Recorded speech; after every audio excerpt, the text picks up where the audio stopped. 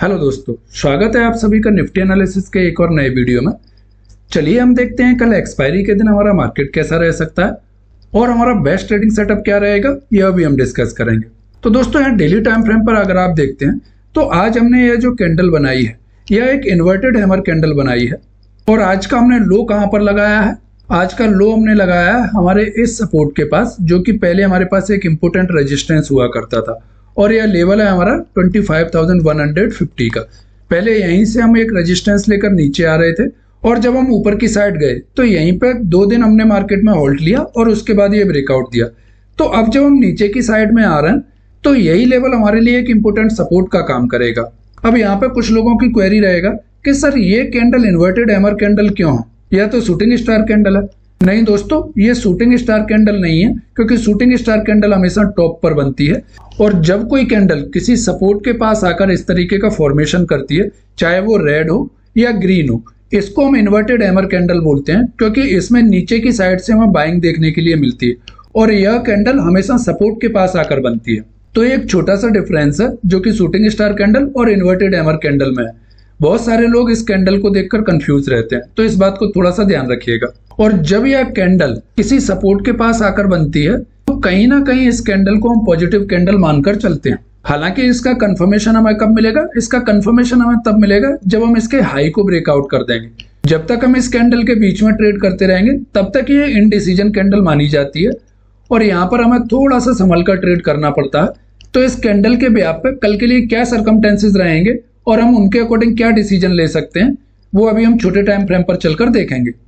तो अब अगर हम डेली टाइम फ्रेम की बात करें तो हमें जो सपोर्ट देखने के लिए मिलेगा, वो पहला सपोर्ट तो हमको देखने के लिए मिलेगा हमारे इसी कैंडल का लो, और उसके बाद जो डेली टाइम फ्रेम पे हमारे पास सपोर्ट है वो है हमारा साइकोलॉजिकल लेवल, जो कि है 25,000 के आसपास। इसके बाद जो रेजिस्टेंस हमें देखने के लिए मिलेगा वो भी रहेगा हमारा यही साइकोलॉजिकल लेवल, जहां से हमने मार्केट में डाउन साइड में आना स्टार्ट किया था, और ये है हमारे पास 25,500 का। तो इन दोनों लेवल्स को थोड़ा सा ध्यान में रखिएगा, क्योंकि अब हमें जो मार्केट में डायरेक्शनल मूव देखने के लिए मिलेगा वो इन दोनों लेवल्स के ऊपर या नीचे ही देखने के लिए मिलेगा।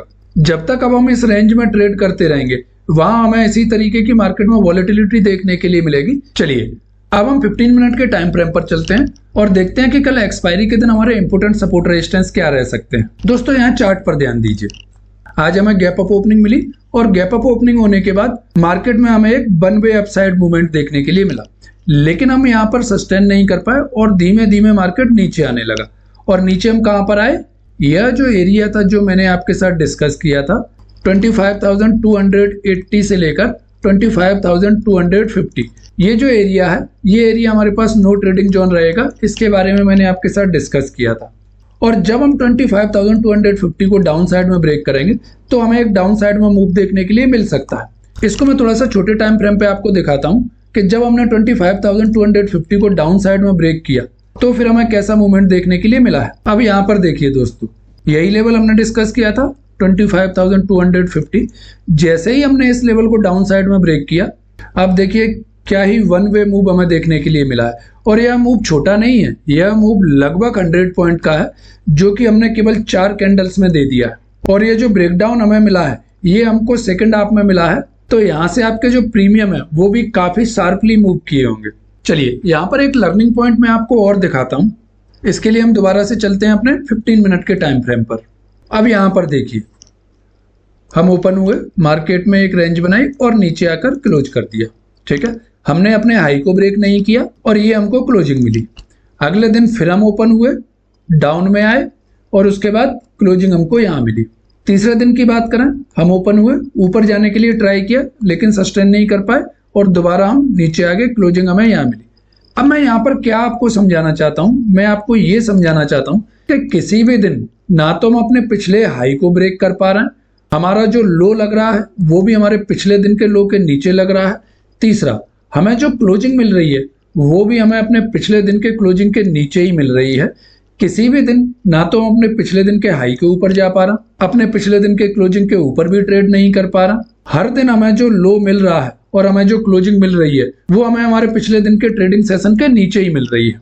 तो यहाँ पर हमको क्या समझ में आ रहा है कि मार्केट का अभी जो सिनारियो है उसमें कहीं ना कहीं सेलर मार्केट में हावी होने के लिए ट्राई कर रहा है और वो हर दिन एक नया लो मार्केट में लगाते चल रहा है। तो कल के लिए जब हम ट्रेड प्लान बनाते हैं तो हमें इस चीज को थोड़ा सा ध्यान में रखना पड़ेगा कि मार्केट में सेलर अभी हावी होने के लिए ट्राई कर रहा है। तो अगर हम ऊपर की साइड में ट्रेड लेना चाह रहे हैं तो थोड़ा सा कंफर्मेशन के बाद ट्रेड लेंगे। इस चीज को थोड़ा सा अपने माइंड में याद रखिएगा।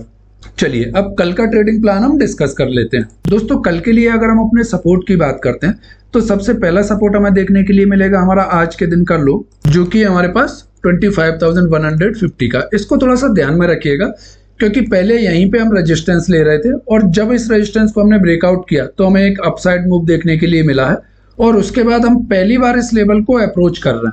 तो पहला सपोर्ट तो हमें यही देखने के लिए मिलेगा जो कि हमारे पास 25,150 का। कल अगर हम फ्लैट ओपन होकर इस लेवल के पास आकर कुछ देर ट्रेड करते हैं और फिर अगर इसको डाउन साइड में ब्रेक डाउन देते हैं तो यहाँ से हमें डाउन साइड में एक मूव मिल सकता है, जिसके लिए हमारा पहला सपोर्ट रहेगा इस लेवल का जो कि हमारे पास 25,100। इसके बाद दूसरे सपोर्ट को अगर हम देखते हैं तो वो रहेगा हमारा इस दिन का लो, जहां पर हमने 2 दिन ट्रेड किया था और ये इस रेंज का लो भी है, जिसका लेवल है हमारे पास 25,050 का एरिया। और थर्ड मूव में हमें जो सपोर्ट देखने के लिए मिल सकता है निफ्टी में वो रहेगा हमारा इस लेवल का जो कि हमारे पास 24,980 का। यह 3 मूव कल हमें एक्सपायरी के दिन निफ्टी में डाउन साइड में देखने के लिए मिल सकते हैं। इनकेस अगर हम 25,150 को सक्सेसफुली डाउन साइड में ब्रेक डाउन कर पाए तो। चलिए अब हम अपने रेजिस्टेंस को देख लेते हैं।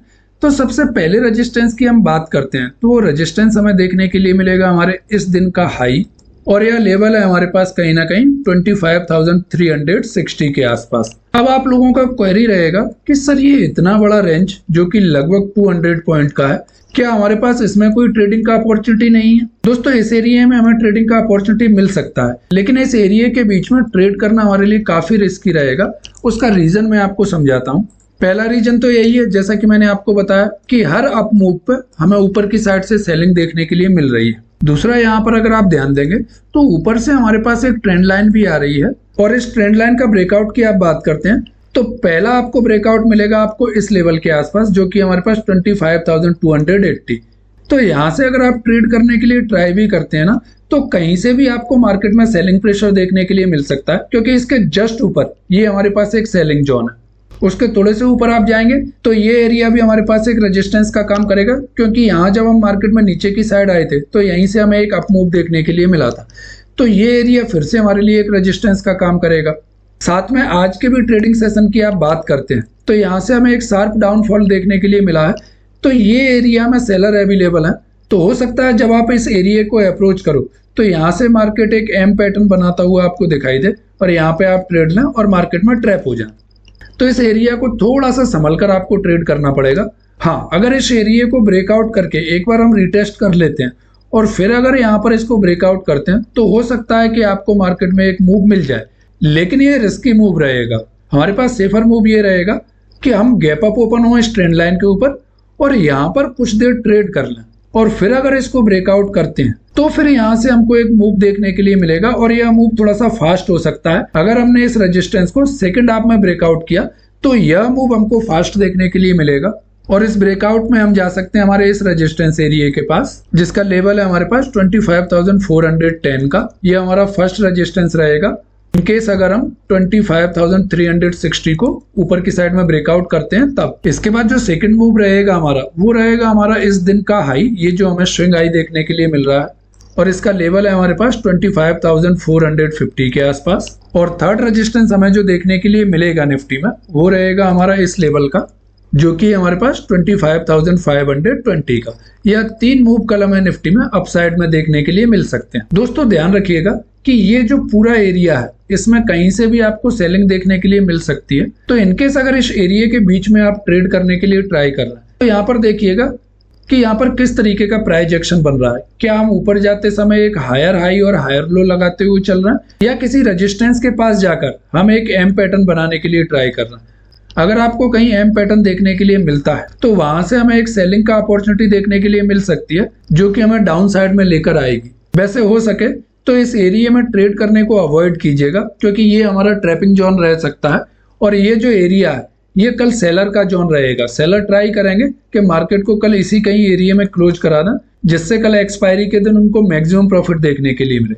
दोस्तों मैं यहाँ पर आपको कोई भी बाय और सेल एडवाइस नहीं दे रहा हूँ, मैं केवल अपना एक्सपीरियंस आप लोगों के साथ शेयर कर रहा हूँ। तो कोई भी ट्रेड लेने से पहले अपने फाइनेंशियल एडवाइजर से एक बार कंसल्ट जरूर करें। तो इसी नोट पर मैं आज का एनालिसिस यहीं पर एंड करता हूँ। आई होप यह वीडियो आपको पसंद आया होगा। अगर यह वीडियो आपको पसंद आया हो तो प्लीज इस वीडियो को लाइक करें और चैनल को सब्सक्राइब करना ना भूलें।